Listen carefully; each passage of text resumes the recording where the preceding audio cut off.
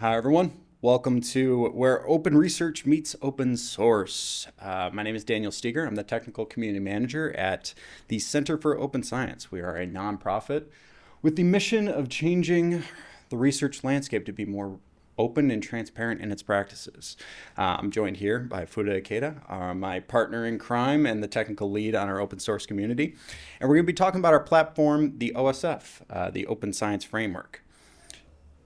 Today's presentation is going to be pretty straightforward. We're going to be starting off by talking about open science versus open source practices and how they're kind of similar and different.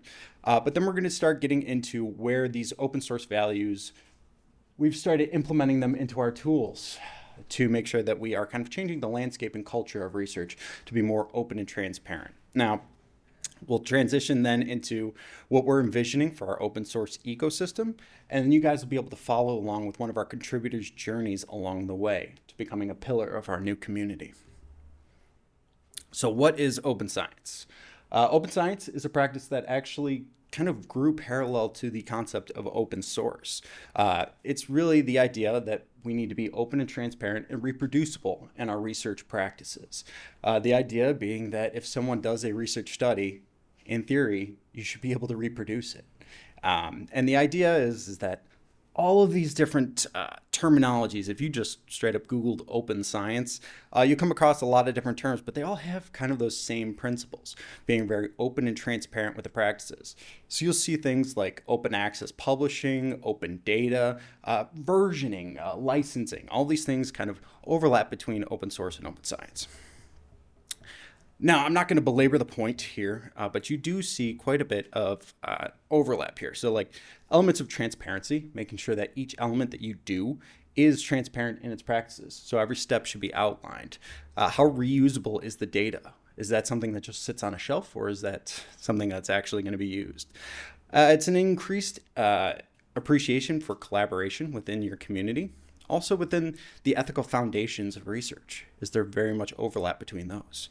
A lot of the things you'll see here is also this legal licensing. That's something that's been coming up more and more today. But that's something you can make note of that's an overlap point between the two. So what is the Open Science Framework? Well, we are a free open source online research platform that's designed to support researchers regardless of where they are in that research lifecycle. So whether somebody is just starting out and they're searching and discovering for their new idea, or they're collecting data, or they're writing a report, or even publishing that final report, they should be able to do that openly and transparently throughout the entire research lifecycle. We are a free platform, and we actually have over 800,000 users at this point. So, full transparency, this presentation that I give, it's usually a one-on-one. I'm kind of demoing all of our tools, so I kind of talk about it from that perspective, but I'm kind of going to shift the narrative a little bit today to be highlighting more of the open source values and the tools that we're trying to provide. So it's almost talking about the culture change rather than the actual tool. But if you do want, these slides will be available, and down here in the bottom corner, you'll see a little link to a full search and discovery video things. Each section has its own demo video. We give them all the time.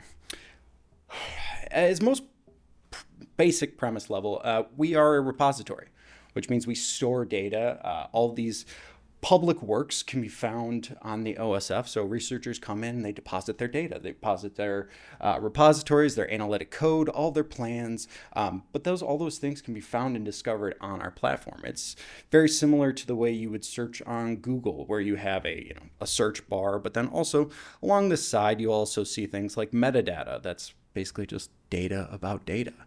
But in its basic form, it is a search repository. So if not only are you looking for final publications, but you're looking for current projects that are going on that people want collaboration to share with, this is a great place to start because it does have things like projects, registrations, and preprints. Those are things that we'll talk about in a second, but these are current and ongoing projects as well.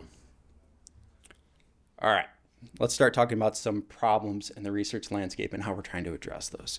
So the first one I'm going to talk about is registrations and pre-registrations. Bear with me here. So this is a little bit difficult to explain, so I try and use a story to kind of give an analogy of what the problem in the research landscape is. So hypothetically, imagine that you have never heard of the story of Romeo and Juliet. Never learned it in school. No one's ever taught you it. You never heard even the concept of it. And then one of your friends river songs you, and spoiler alert, tells you that the two main characters die at the end. That's a bummer. That's a bummer. You ruined the story, but do you really know the story of Romeo and Juliet? All you really know is that the characters die in the end, right? So my point is that this is a lot like what happens in today's research landscape. We put a lot of emphasis on that final publication. So what ends up at the end, it's kind of like, hey, here's my results, and I'll tell you all the things that happen along the way, but there's not a lot of proof to get there, right? That's where pre-registrations come into play.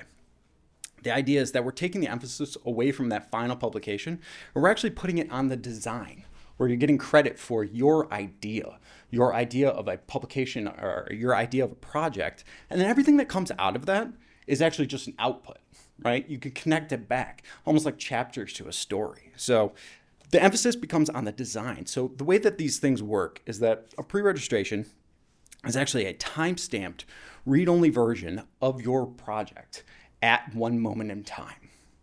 The idea being that you can submit it to a public registry. You submit your plan and say, hey, at this moment in time, this was my plan. This was my study. I'm calling my shot.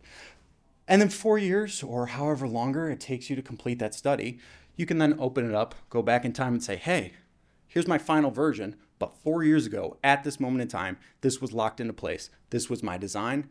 And see how it matches my results? You then have a little bit more credibility. It's the difference between just hitting a home run and being Babe Ruth calling your shot, hitting a home run. Additionally, that study design, while it is locked in place at one point, you can create more versions of it, showing the transparency between version 1 to version 2. Are you starting to see some of the similarities between open source and open science here? But you can see those different versions as it's laid out. You're not locked into place, but you are showing that there is change in your study. And somebody can go back in time and say version 1, version 2, version 3, and where those changes happen.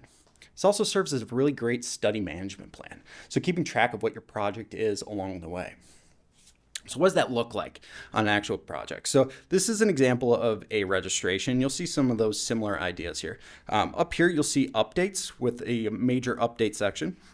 This is actually a version of a registration, but it's actually the second version of the registration.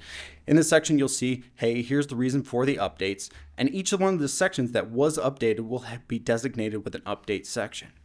All of those research outputs can be connected by DOIs, or digital object identifiers. Essentially what those are persistent links, ways that you can connect something without breaking. One of the main problems in open science and even open source a little bit is what we slang term called link rot. You'll be in a publication, you go through and it'll say, hey, here's my data, and you click on it and it's actually a broken link. Those are usually from publications that are about 10, 15 years ago, but after a while, those things kind of degrade. Persistent identifiers are externally maintained, but that actually helps you with this connection problem. The other beautiful thing about this is that, again, this is like chapters of a story. You're connecting all of these outputs that come out of it, but the beautiful thing is that if someone finds your registration, they're able to find all the other chapters of your story. Additionally, you have elements like, again, those DOIs, associated projects, but then also all the licensing, all of those information is also found here on that registration page. So again, taking these open source values and applying them to a research landscape and context. Next one I want to talk about is preprints. Quick show of hands. Who's heard of a preprint, pre-manuscript? Okay, cool. I don't need to belabor the point. But I can talk about just quickly some of the reasons why this does overlap with some of our open source principles is this open data, this open access. Now, a lot of publications nowadays, they're actually behind paywalls. So while in the United States, it may not be a big deal, $50, $100 to actually access some of the resources and publications from these different journals, $50 to $100 goes a lot differently in different parts of the world. You're now cutting off part of that research ecosystem around the world. And the problem with that and what we're trying to solve is how do you get access to these things? Or even, somebody is submitting a publication and it's been rejected by 5, 6, 7 different publishers. Does that mean that that work is completely useless? Not really. It may just be needing a different fit, which is where these preprint services come into play. Again, essentially all it is just a general manuscript where you can just upload it, but then you get different versions of that manuscript you can upload. You can even connect it back to your pre-registration, public data, things along those lines. And you can also receive citations for that work as well. You also designate what license it's actually going to be used and reused under.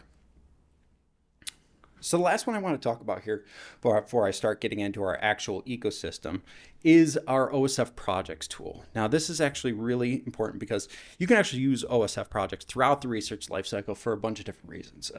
It's a very flexible workspace and it allows a lot of different ways of using it. But one of the things that I want to do when I normally give this talk, I'm usually in this mode of persuading people to use our platform, using our different tools here. And you can see along these questions along here, you can get at some of the other open source problems that you get in along the way that we try and address with this particular tool. But one story that kind of came to mind when I was a grad student, I would go into my professor's office, my PI's office, and behind her was actually this wall of lab notebooks.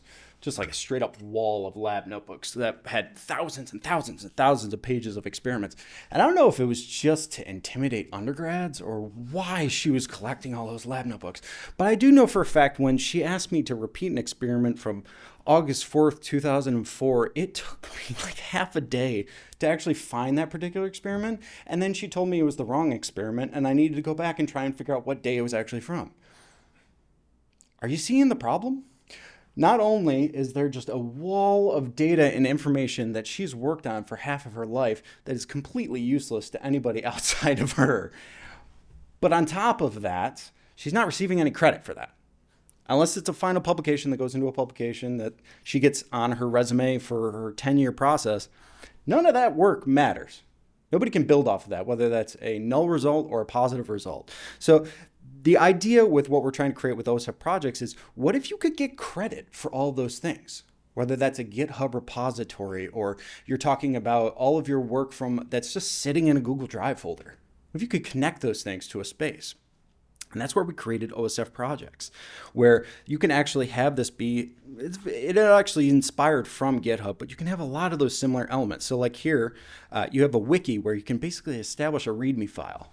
So instead of somebody coming into your Google Drive folders and you having to explain the process of here's the method to my madness and all the organization of how things work, you can lay that out right here.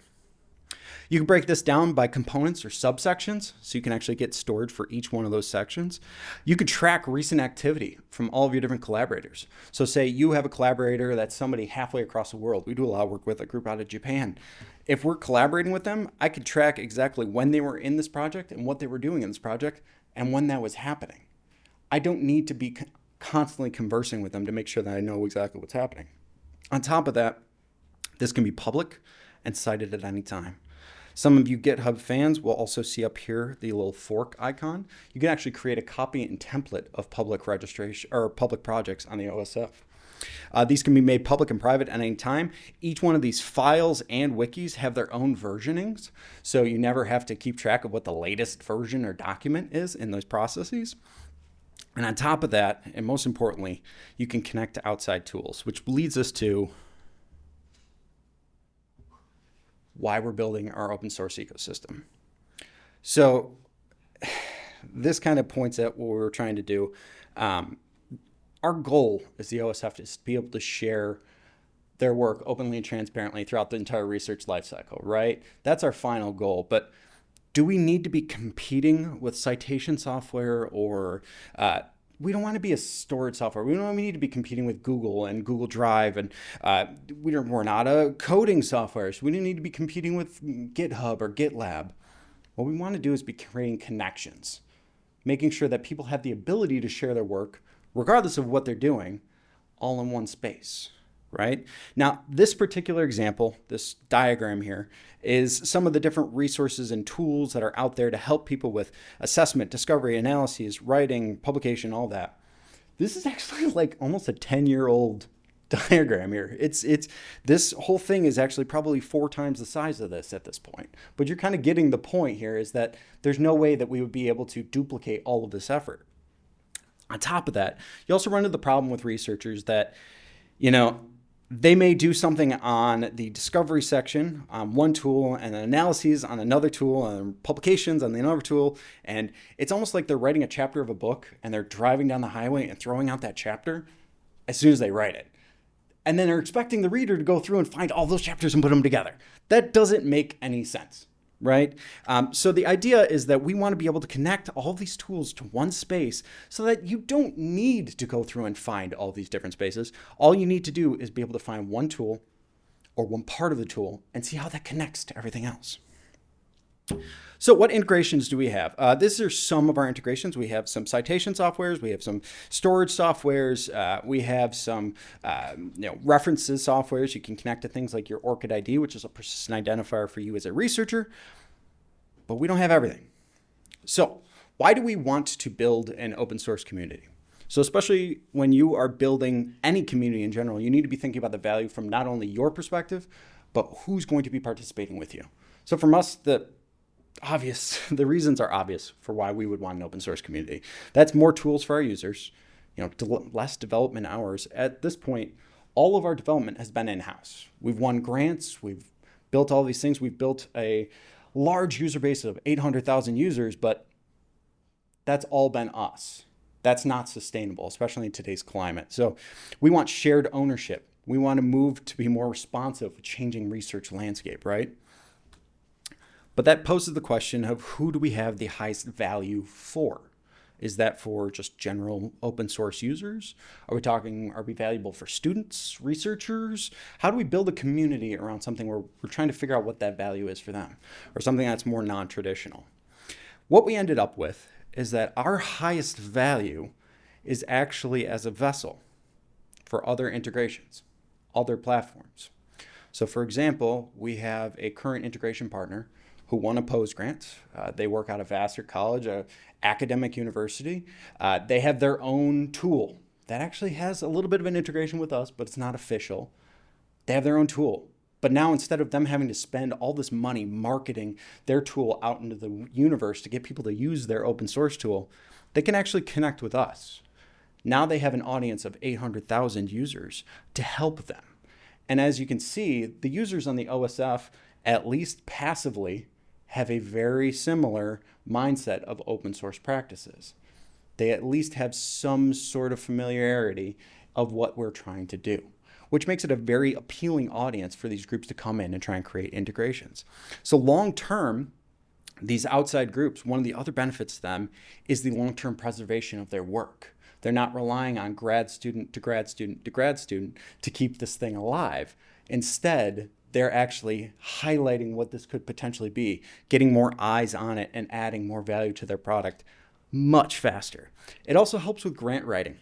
For those who haven't written grants along those lines, there are sections of those grants that are talking about long-term preservation. How is this going to matter? Nobody wants to fund something that's going to be gone in 4 years. This is a way of making sure that you're able to actually include not only us, but you can actually include your thing long-term.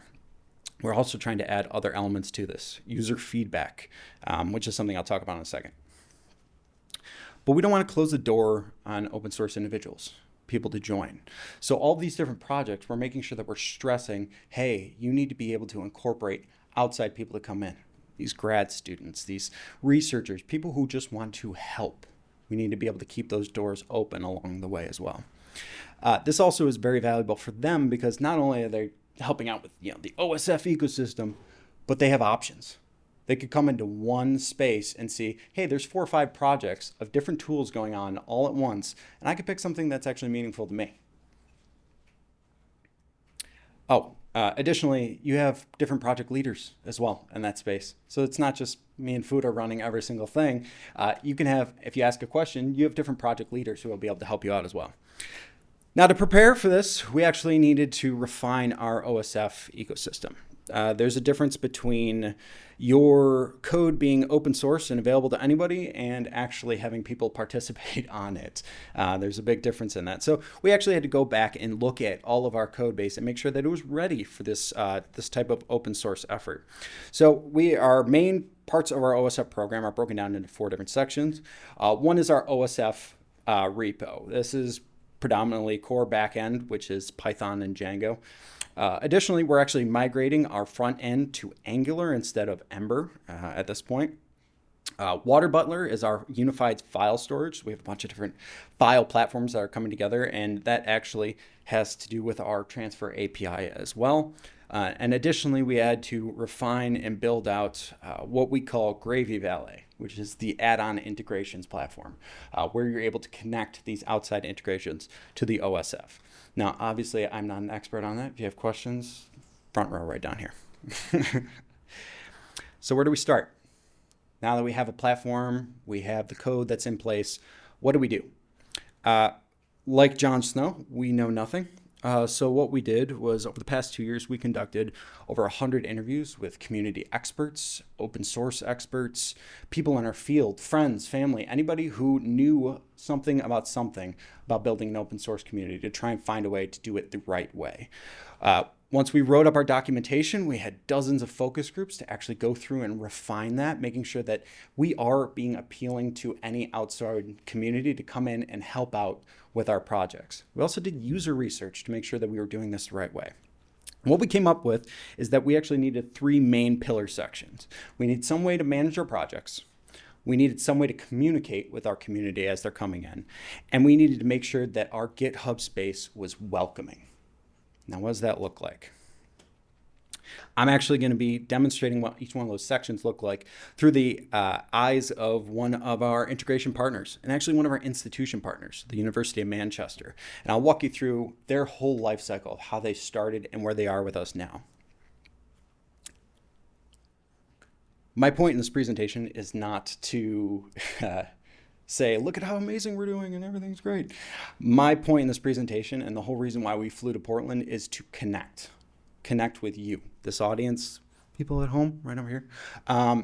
So if you are an open source developer, if you're an integration team who's looking to connect with the OSF, or you're just looking to shoot the shenanigans with us, I want you to be taking those perspectives as we go through this here. Okay.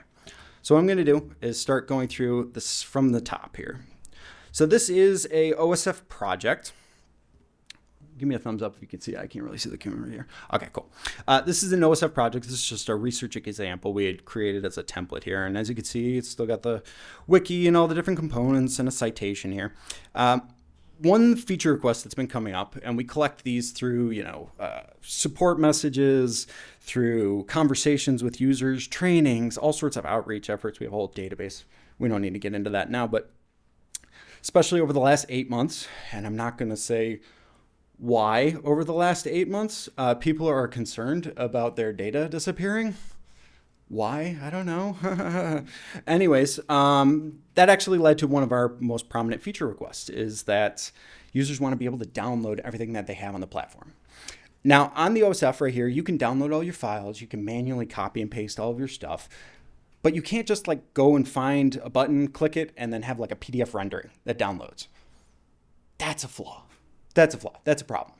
And that's something that we recognize and we know.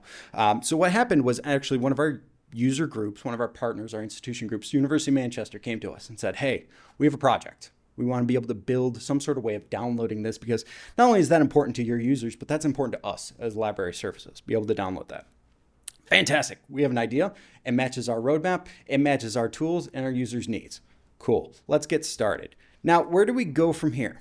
Well, we need to create a welcoming environment. So if you just go to our GitHub page here, you'll see a very underutilized section called the README section. You'll see a lot of people in open source completely gloss over this particular section. One of the things we learned in our interviews is don't waste an opportunity to connect. And one of the main ways you could do that is with this README section. You can create a welcoming environment, not only by welcoming them to the different community repos, giving them very clear directions in just plain English. Where do I start? How do I join? On the OSF, we unfortunately have a lot of confusing terminologies. We also have glossaries, ways that you can actually engage and understand what's going on, not only on our platform, but in this GitHub space. Talking about the architecture of what we've built from the GitHub repositories. Clear ways of contributing, joining a community, project roadmap, all that is laid out here in very plain English. That's fantastic. But what about the documentation? Well, as you can see, we actually had to create our own community repo where we went through and we created a lot of different documentation. One of the groups that we had talked to yesterday, Code Day, they were laying out a lot of the documentation that you need in order to create these connections, the integrations, this open source, what is best practices. And a lot of those were reminiscent of what we were having here. I actually learned of a couple that we probably should be incorporating, but we'll do that later. But as you can see, all those documents were incorporated in the last few months. But you're seeing things like community governance guidelines, Discord community guidelines, how to contribute to the OSF, all these different tools, even everything down to how you tag things on our platform should be outlined in some sort of way, right? Okay. We have an idea for a project. We have the documentation that they need. Next thing we need to do is invite them to a space where we can communicate. So we started building up a community space. This is actually my particular bread and butter, but what we did was create an onboarding process, and we started with these Discord channels. As you guys know, Discord is one of the more common tools to communicate, but we have different sections here. Getting started, introduce yourself, good first time issue, good first time issue. Code releases that are connected to our repository so that people are aware of what code releases have happened on our actual platform. Additionally, we have sections down here which are private, which are not private projects. These are channels for each one of the projects that are ongoing. So if I say I go to the University of Manchester, you'll see all the different conversations that they have been having with us, that they have been having with our general user community. But the idea is that all that is done in a very transparent way. So if somebody comes in, they find the University of Manchester's project, they want to ask questions about it, they can come here and either ask Fuda and myself or the team leads on the University of Manchester as well. This is also a place where they can do some of their syncs, async, some of their Scrum updates anyways. Fuda and I meet with each one of these groups on a weekly basis for a quick 15-minute Scrum to make sure their project is moving forward. But this is another space where you can actually get all of that information. Last section I want to talk about here is one that we're actually thinking about updating. This is another value prop for these different groups, is down here, the tech advocates. So we have a very large user base of users, just general researchers on the OSF, but some of them want to participate. Now, they don't have any technical knowledge, they don't have any resources, and they don't have the time to learn how to code. They can provide feedback. We are not exclusively targeting people with coding experience for, to use the OSF. So we actually can do is invite small groups of them to come in as beta testers. You actually are now providing for us, we are providing a small group of beta testers for these different groups to come in. And if they have a question or a survey or something they want to test with their platform or their integration, they now have a direct audience to communicate with of general people, not just communicating with other engineers, general researchers. Okay. We have a communication space. We have a project. We have all the documentation that they would need to get started. Last thing we need to do is make sure that we have the project structure. How do we manage these projects? So one of the tools that we noticed on GitHub, and a lot of groups have doing this, but they'll use it as almost like a project roadmap for their particular space. So if we just go to our general GitHub space, on here, you'll see a section over here called projects. Now this is a project management space, but what you could do if you're on our GitHub is you can come here and see that we have 4 active projects that are currently live on the OSF with a description, a time frame in which things are being done. And then additionally, I see some other projects that are coming in along the pipeline. The beautiful thing about this is that even for say the University of Manchester, the group that we're following here, somebody can come in and very transparently see all of the things that have been happening. They can also see anytime that there's a good first issue and where that fits in with the process. They could see every step along the way and how close they are to actually launching this particular integration. The idea with this is that we are trying to be as transparent as possible. Now, we nickname these sections our help wanted sections because not only are they able to ask for help from our engineering team, so they have a pull request, they have a problem, an issue, and they need our help with it, they can ask for help there. But they can also ask for help from the general community. People can come in and support them in their efforts to create this type of integration. So with that, we've talked about all the different sections and where we are and where we're building towards. At this point, we have 4 integrations. We have a in-person hackathon that we're going to be attending next week with our integration awardees.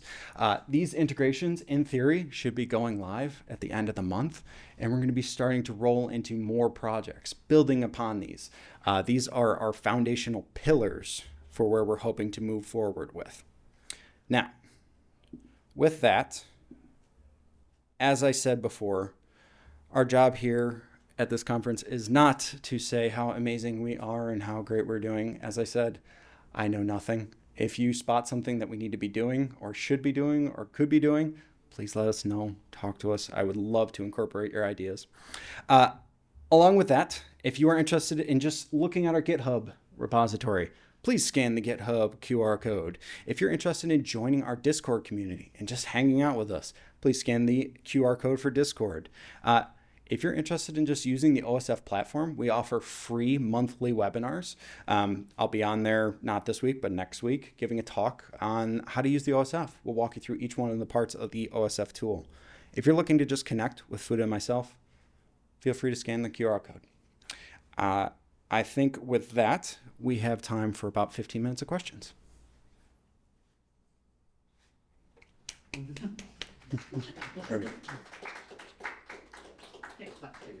I was waiting. That's fine. Yeah.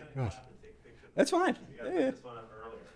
Okay. No worries. So I have a few questions, if it's all right. Cool. One is just about OSF in general and things like the preprint Yeah. and the archive of unpublished work that might have been somehow referenced or used. Sure. Have any publishers barked about that stuff being up? It's actually fascinating. A lot of the publishers actually do not mind preprints, especially saying that on these preprint services, you can actually connect the DOI of a published preprint to that page. So not only are you not taking away credit, but you're actually bringing more eyes to those published works. And same with the big wall of research folders behind you that never got officially published but might have been somehow, Yeah. all that stuff. Content.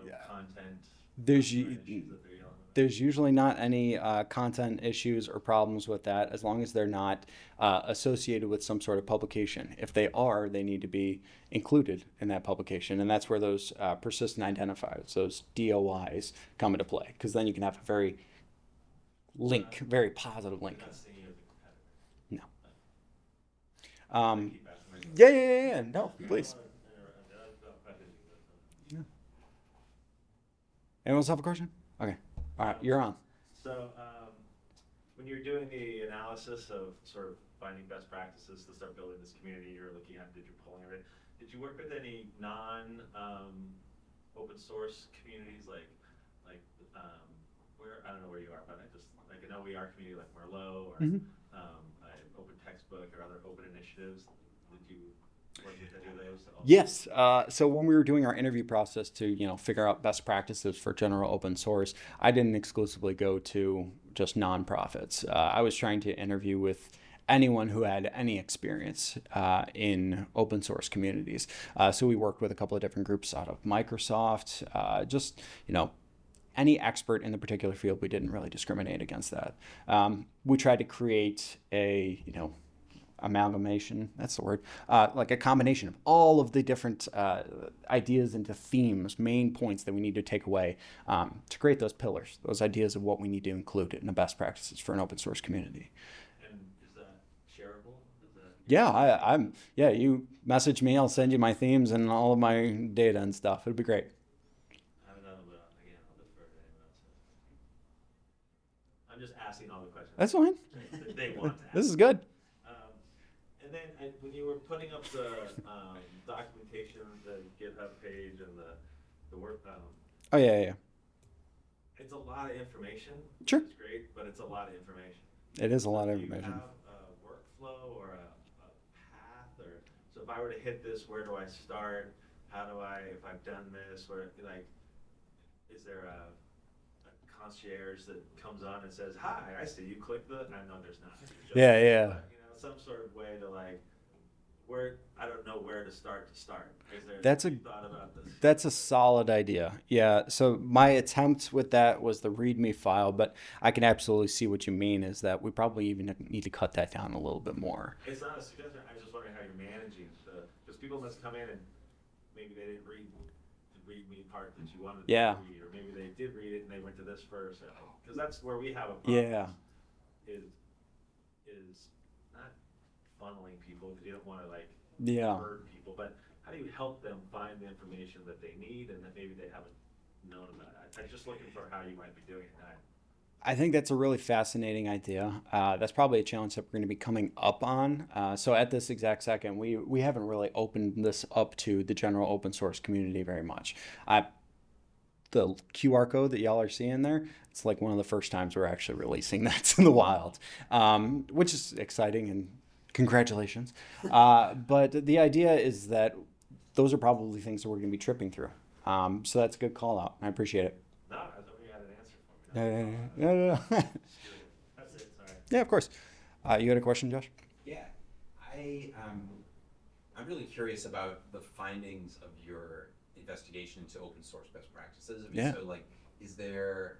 I'm just curious. You know, might there be some top level themes that you discovered that would either validate things that we have talked about in open source communities all the time, or that might be a little bit different? Yeah, so what's actually interesting about our actual nonprofit is that we're not just a software development team. So we have like this pyramid and theory of change where at the bottom you need some sort of infrastructure to make these ideas possible, right? But there's other elements to it. You need community drive. You also need government policy, research to back up your themes. So in our organization, we have teams working with policy where they're working with government to understand what's going on, publishers to understand their practices, but we also have a meta science team. We have a research team that's going out there and trying to find that particular data. So when you were talking today about the open source survey, which is one of our surveys that we're sending out to all of our 800,000 users, trying to get them to understand their beliefs in open science and how does that actually impact what they're doing. So is the things that we're doing here actually make a difference in the ecosystem of research? A lot of that data goes through our research team. So when I was going to be referring you and having a meeting, I was going to be adding in a couple of my friends from the research team as well. But there has been very strong correlations between, the things that we are doing and people's general belief in wanting to do open science practices.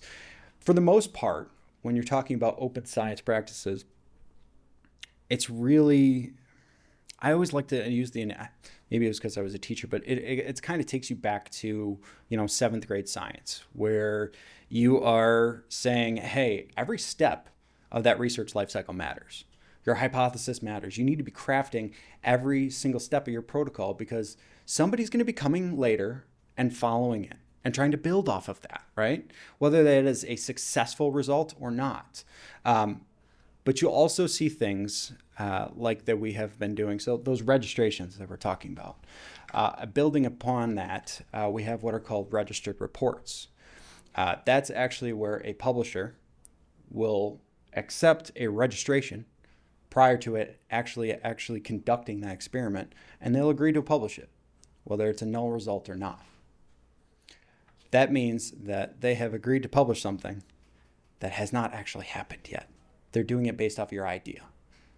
And it's kind of taking it back to that idealized notion of what science should be, So to answer your question, there is some data.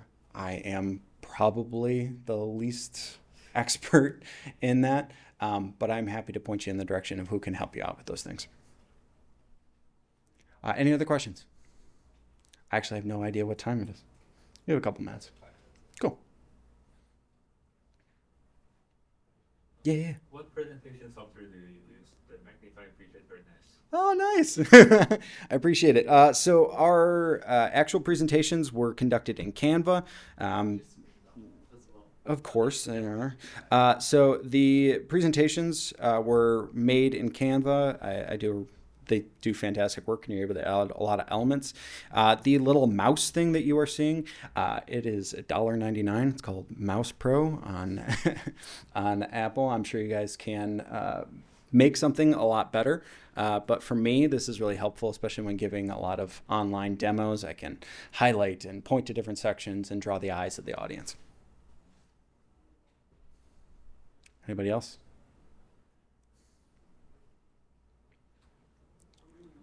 Okay. Well, again, if anyone wants to connect, yeah. I do have one question. Okay, please. Being like the last one, there's a guy in my meetings, we now say to him, okay, Rob, take us home. You always have one last thing. Like, let's Yeah. have it now. As long as you guys clap again, I don't care. Yeah, I know, It's seriously. great.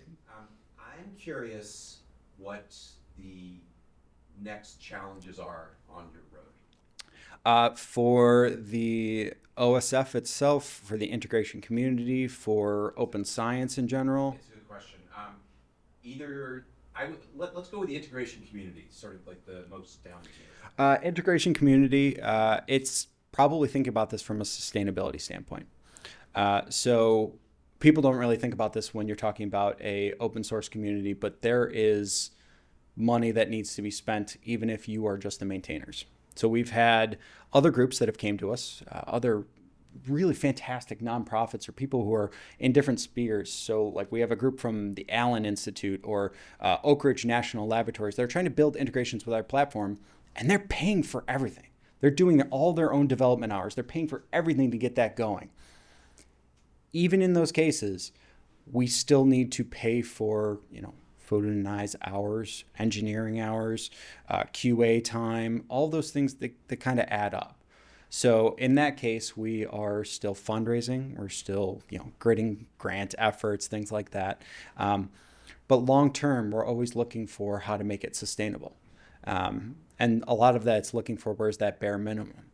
On top of that, if we're able to get more money, we like offering RFPs. These requests for proposals. That's where we started off here, where, we had a bunch of different problems that our users were facing. We released that into the world and said, hey, if you have an idea or an integration that could help us fix this problem, we will pay you $10,000 over the next 2 months to help us build an integration. We have the system in order to help you with that. So the unfun answer is money. Money runs the world, unfortunately.